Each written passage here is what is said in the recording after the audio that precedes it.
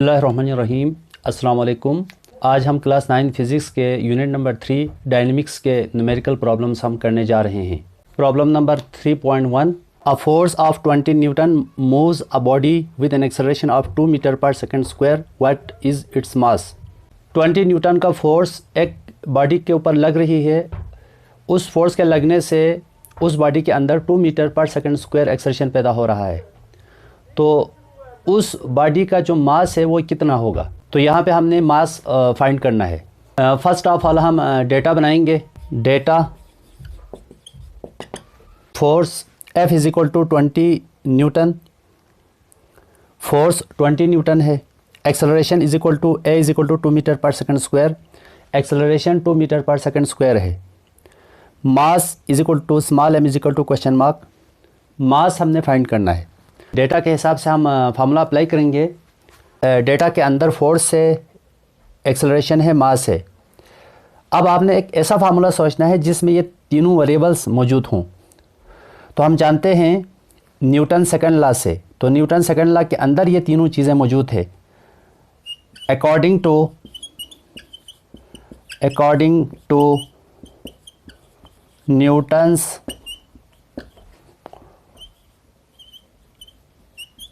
Second law of motion,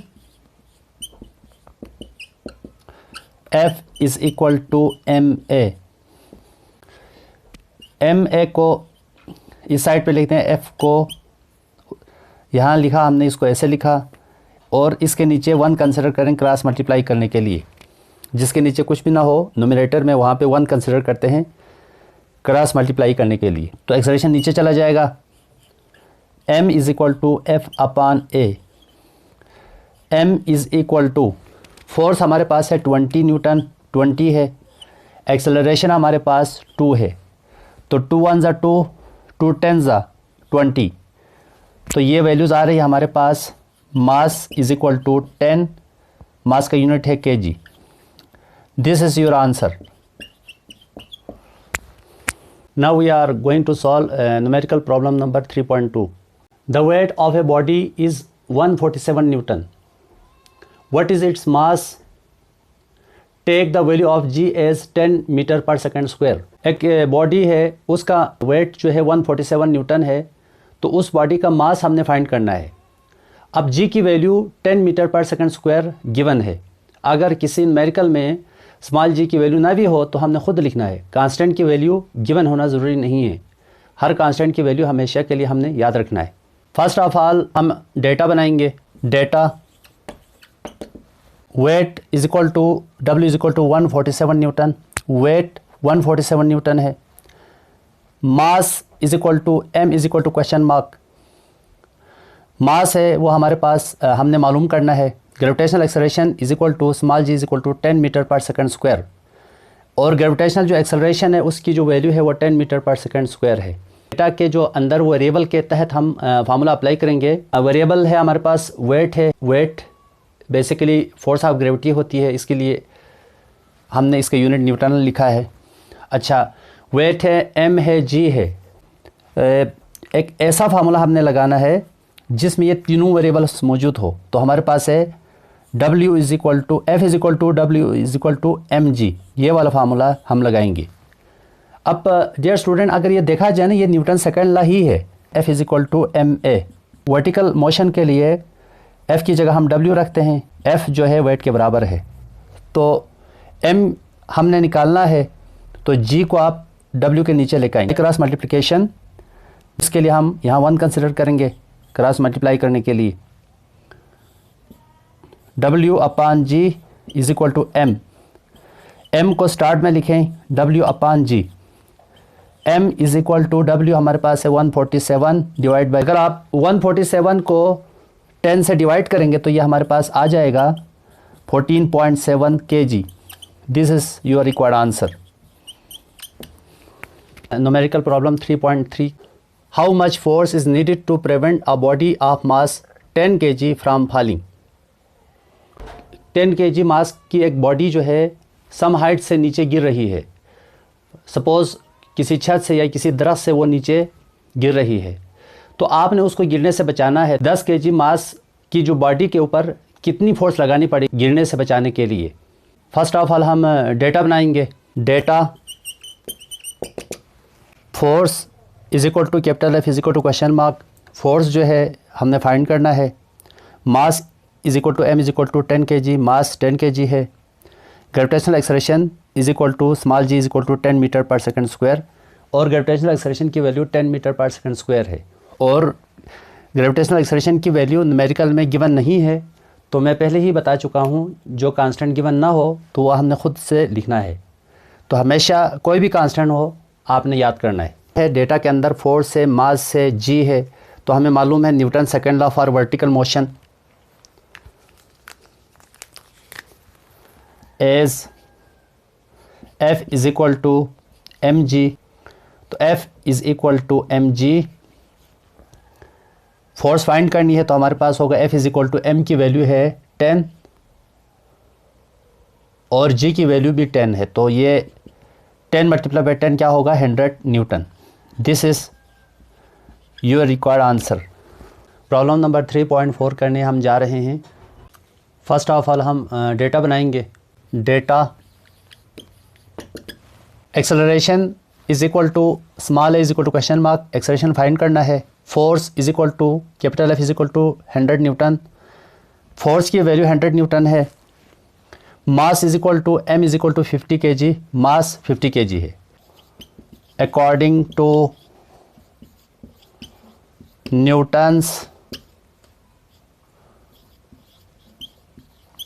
second law of motion, F is equal to a की value निकालना है तो m F के नीचे आ जाएगा। F divide by m is equal to a is equal to F upon m। F है 100, m 50, तो 51 ज़ा 50, 52 ज़ा 100, तो एक्सेलरेशन की वैल्यू आई 2 मीटर पर second square. This is your required answer. Now we are going to solve problem number 3.5. A body has weight 20 Newton. How much force is required to move it vertically upward with an acceleration of 2 meter per second square? एक body 20 newton का है, उसको हम vertically नीचे से ऊपर लेकर जा रहे हैं। उस बॉडी के अंदर 2 मीटर पर सेकंड स्क्वायर एक्सेलरेशन पैदा करने के लिए कितनी फोर्स दरकार होगी, कितनी फोर्स उसके ऊपर अप्लाई करनी होगी। फर्स्ट ऑफ ऑल हम डेटा बनाएंगे। Data force is equal to capital F is equal to W is equal to 20 newton. ये जो फोर्स है वो फोर्स ऑफ ग्रेविटी भी है और इस ऑब्जेक्ट की वेट भी है। उसको हमने उसकी वैल्यू है 20 न्यूटन। वर्टिकली अपवर्ड फोर्स, जो फोर्स बॉडी को नीचे से ऊपर लेके जा रही है, उस फोर्स को हम कहते हैं टेंशन। कैपिटल T से हमने जाहिर किया है, यह हमने फाइंड करनी है। Acceleration is equal to A is equal to 2 metre पर second square.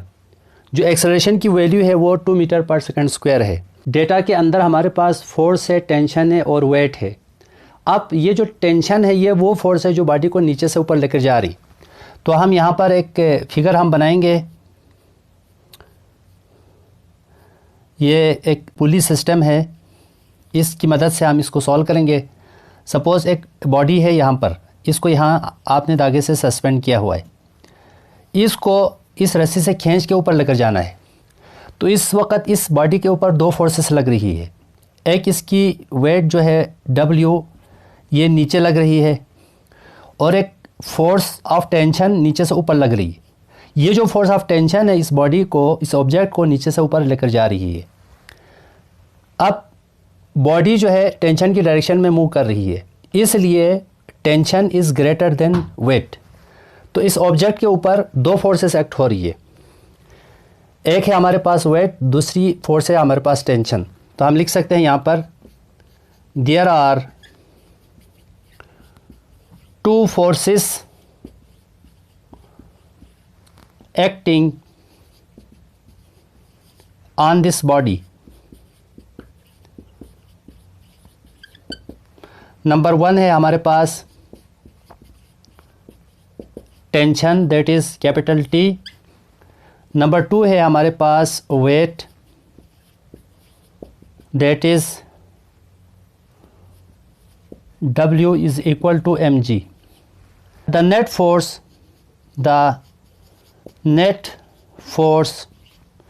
is given by, दो फोर्स लग रही तो नेट फोर्स इन दोनों का सम होगा. अब यहाँ पर जो नेट फोर्स है F is equal to T plus minus W. W के साथ माइनस इसलिए लिखा क्योंकि टेंशन से वेट लेस है. तो यहाँ पर प्लस माइनस माइनस हो जाएगा. F is equal to net force is equal to T minus W, where F is equal to ma while W is equal to mg. Putting these values in equation 1, इन दोनों values को equation 1 में put करें. F की जगह ma रखा हमने, T as it is, W की जगह हम रखेंगे mg. माइनस mg इधर आके प्लस हो जाएगा. ma plus mg is equal to T. m common out कर दें. a plus g is equal to T. T is equal to ma plus g. इसको इक्वेशन नंबर 2 कह दें.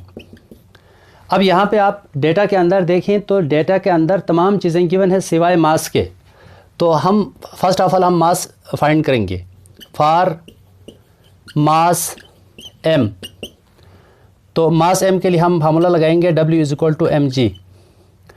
m is equal to W upon g. Gravitational acceleration की value ना भी हो तो हम खुद से लिखते हैं, वो हमारे पास है 10. ग्रेविटेशनल एक्सेलरेशन की वैल्यू हम डेटा के अंदर ऐड करेंगे. यह हमारे पास है small g is equal to 10 ms minus 2. Values यहाँ पे सब्स्टिट्यूट कर लें. m is equal to W है हमारे पास 20 है वेट, और g की वैल्यू है 10. 10 1 ज़ा 10, 10 2 ज़ा, तो m की वैल्यू आई 2 kg. Now equation 2 implies that t is equal to m की जगह 2 है, a की जगह भी 2 है, स्मॉल g की वैल्यू 10 है. तो t is equal to 2 plus 10 12, 12 2 ज़ा 24. ये आपके पास रिक्वायर्ड आंसर है 24 न्यूटन. अब न्यूमेरिकल प्रॉब्लम 3.6 करने हम जा रहे हैं. Two masses 52 kg and 48 kg are attached to the ends of a string that passes over a frictionless pulley. Find the tension in the string and acceleration in the bodies when both the masses are vertically. दो bodies है, एक का मास 52 kg है, दूसरे का मास 48 kg है, और उन दोनों मासेस को एक धागे से बांधने के बाद धागे को पुल्ली की मदद से वर्टिकली हैंग किया गया है. इट मीन्स दोनों बॉडी वर्टिकली मूव कर रही है. ये एक टेबल है हमारे पास. आपने मोशन ऑफ कनेक्टेड बॉडीज़ का सेकेंड पार्ट पढ़ा था, उसमें हम हमेशा m1 को ग्रेटर रखते हैं, m1 ग्रेटर देन m2 कहा था. और हमने केस 2 में इस तरह का कुछ फिगर हमने बनाया था. ये एक बॉडी है यहाँ पर, और यहाँ से इन दोनों बॉडीज़ को धागे से बांधना है. धागे से बांधने के बाद एक को हमने टेबल पे रखना है, इस न्यूमेरिकल में भी यही करना है, और एक को हमने वर्टिकली हैंग किया. बुक और इसमें क्या फ़र्क है, जब टॉपिक और इसके अंदर ये फ़र्क है. टॉपिक के अंदर हमने m1 को सस्पेंड करना है यहाँ पर. This is m1, this is m2. जब टॉपिक में हमने फार्मूला डिराइव किया था तो m1 को ग्रेटर रखा था, m2 लेस रखा था. लेकिन इस न्यूमेरिकल में हमसे ये कंडीशन लगाई है m1 छोटा है, m2 बड़ा है. तो m2 हमारे पास है 26 kg, जबकि m1 हमारे पास है 24 kg. ये स्टूडेंट इसका ख़ास ख्याल रखना है, क्योंकि अगर आप क्योंकि हमें आदत है कि बिग बॉडी को वर्टिकल रखने का. अगर आप यहाँ पर रिप्लेस करेंगे तो ये आंसर अप्रोक्सीमेटली करीब आता है, बट ये न्यूमेरिकल कम्प्लीटली गलत हो जाएगा, आपको नंबर नहीं मिलेगा. तो यहाँ से टेंशन की डायरेक्शन इस तरफ है, यहाँ से इस तरफ, एक्सेलेरेशन की डायरेक्शन यहाँ से इस तरफ, यहाँ से डाउनवर्ड है. फर्स्ट ऑफ ऑल हम डेटा बनाएंगे. Data mass place on table is equal to M2 is equal to 26 kg। Table पे जो रखा हुआ मास है वो M2 से डिनोट किया उसको हमने, वो 26 kg है। मास हैंग वर्टिकली, जो वर्टिकली हैंग किया है उसको हमने M1 से शो किया, इसकी वैल्यू है 24 kg। Gravitational acceleration is equal to small g is equal to 10 ms minus 2। Gravitational acceleration की वैल्यू 10 मीटर पर सेकंड स्क्वायर है। Acceleration is equal to A is equal to question mark, acceleration हमने find करनी है। Tension is equal to capital T is equal to question mark. तो यहाँ पर second case का फार्मूला लगेगा as we know that A is equal to M1G divide by M1 plus M2। A is equal to M1 हमारे पास है 24, G की value 10 है और M1 की वैल्यू हमारे पास है 24, M2 26। 24 को 10 से मल्टीप्लाई करें तो ये 240 आ जाएगा और 24 प्लस 26 50। 240 को डिवाइड करें 50 से, ये वैल्यूज़ आ गई है 4.8 मीटर पर सेकंड स्क्वायर। ये एग्जैक्ट आंसर आ गया, यही आंसर आपकी बुक में गिवन है। अब हम टेंशन के लिए फार्मूला अप्लाई करेंगे as T is equal to M1 M2 G divide by M1 plus M2। Substitute कर लें। T is equal to M1 की वैल्यू है 24, 26, 10 divide by 24 plus 26। 24 multiply by 26 multiply by 10, तो ये वैल्यूज़ आ रही है 6240 डिवाइड बाय 50। 6240 divide by 50 124.8। तो T is equal to 125 Newton। This is your final answer. Now we are going to solve problem number 3.8। How much time is required to change 22 Newton second momentum by a force 20 Newton। एक body के ऊपर आपने force 20 Newton apply करके उसके momentum को 22 Newton second तक change करना है, तो उसको चेंज करने के लिए कितना टाइम लगेगा। फर्स्ट ऑफ ऑल हम डेटा बनाएंगे। Data time T is equal to question mark, change in momentum delta P is equal to 22 Newton second, change in momentum 22 Newton second है। Force is equal to F is equal to 20 Newton। Force हमारे पास है 20 Newton। Rate of change of momentum का formula लगेगा delta P upon T। F और T को आप replace कर दें तो delta P upon F। T is equal to delta P है हमारे पास 22 और F की वैल्यू है 20। इसको आप डिवाइड करेंगे 22 को 20 से तो ये आ जाएगा 1.1 second. This is your required answer. एक वुडन ब्लॉक है, उसका मास 5 kg है। उस वुडन ब्लॉक को मार्बल फ्लोर के ऊपर रखा गया है। जब वुडन ब्लॉक मार्बल फ्लोर के ऊपर रखेंगे तो दोनों बॉडी रेस्ट में है, तो उनके दरमियान जो फोर्स ऑफ फ्रिक्शन है वो स्टैटिक फ्रिक्शन होगी। मार्बल फ्लोर और वुडन ब्लॉक के दरमियान जो कोएफिशिएंट ऑफ फ्रिक्शन है वो 0.6 है। यहाँ पर स्टैटिक फ्रिक्शन हमने फाइंड करनी है। फर्स्ट ऑफ ऑल हम डेटा बनाएंगे। Data force of static friction is equal to Fs is equal to question mark. Static friction हमने फाइंड करनी है। Coefficient of friction is equal to mu is equal to 0.6। Coefficient of friction हमने find करनी है। Mass is equal to M is equal to 5 kg। जो मास है वो 5 kg है। तो डेटा के हिसाब से हमारे पास जो फार्मूला लगेगा as we know that static friction का फार्मूला लगेगा यहाँ पर mu mg Fs is equal to coefficient of friction है हमारे पास 0.6। ग्रेविटेशनल एक्सेलरेशन की वैल्यू ना भी गिवन हो तो हमने खुद से ऐड करना है। ये जो कांस्टेंट की वैल्यू हम खुद लिखते हैं न्यूमेरिकल में ना भी गिवन हो तो। ग्रेविटेशनल एक्सेलरेशन इसकी वैल्यू है 10 मीटर पर सेकंड स्क्वायर। M है 5, G की वैल्यू है 10। 0.6 को आप पॉइंट ख़त्म करेंगे तो नीचे 10 आ जाएगा। 5 मल्टीप्लाई बाई 10 और 10 cancel. Fs is equal to 6 5 30। 30 newton, ये आपके पास रिक्वायर्ड आंसर है। अब हम इस यूनिट के लास्ट न्यूमेरिकल 3.10 करने जा रहे हैं। How much centrifugal force is needed to make a body of mass 0.5 kg to move in a circle of radius 50 centimetre with a speed 3 metre पर सेकेंड। एक बॉडी है, यहाँ पर सर्कुलर पाथ में मूव कर रहा है, इसका मास है हमारे पास 0.5 kg, 0.5 kg, और इस सर्कल का जो रेडियस है वो हमारे पास 50 सेंटीमीटर है। अगर आप 50 को सेंटीमीटर को मीटर में चेंज करेंगे तो ये 0.5 मीटर आएगा।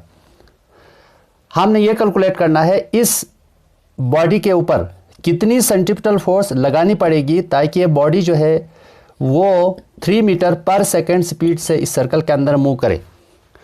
तो यहाँ पे हमने सेंट्रीफ्यूगल फोर्स फाइंड करनी है। फर्स्ट ऑफ ऑल हम डेटा बनाएंगे। Data centrifugal force capital F C is equal to question mark, centrifugal force find करनी है। Speed is equal to V is equal to 3 metre पर सेकेंड, स्पीड 3 मीटर पर second है। Radius of circle is equal to small R is equal to 50 centimetre, circle का जो radius है वो 50 centimetre है। तो यहाँ पर सेंटी प्रीफिक्स है, सेंटी की वैल्यू 10 टू द पावर -2 है, तो यहाँ पे मैंने पुट किया। और डॉट 0 के बाद है तो 0 से डॉट को राइट से लेफ्ट की तरफ 2 नंबर जंप कराया हमने। 0 के बाद 5 से पहले गया तो यहाँ पे 10 टू द पावर +2 बढ़ा, तो यह आया 0.5। 5 के बाद जो 0 है वो ड्रॉप हो गया क्योंकि पावर में लेने के बाद लास्ट 0 हम ड्रॉप करते हैं। अब यहाँ 10 की पावर +2 10 की पावर -2 आपस में कैंसिल हो गई। रेडियस की वैल्यू आ गई हमारे पास 0.5 मीटर। डेटा के हिसाब से हमारे पास यहाँ पे सेंट्रीफ्यूगल फोर्स का फार्मूला लगेगा F C is equal to M V square upon R. F C is equal to M है 0.5, वेलोसिटी की वैल्यू है या स्पीड की वैल्यू 3 है, और आर की वैल्यू है 0.5। 0.5 कैंसिल कर दें। F C is equal to 3 3 9 newton. This is your required answer.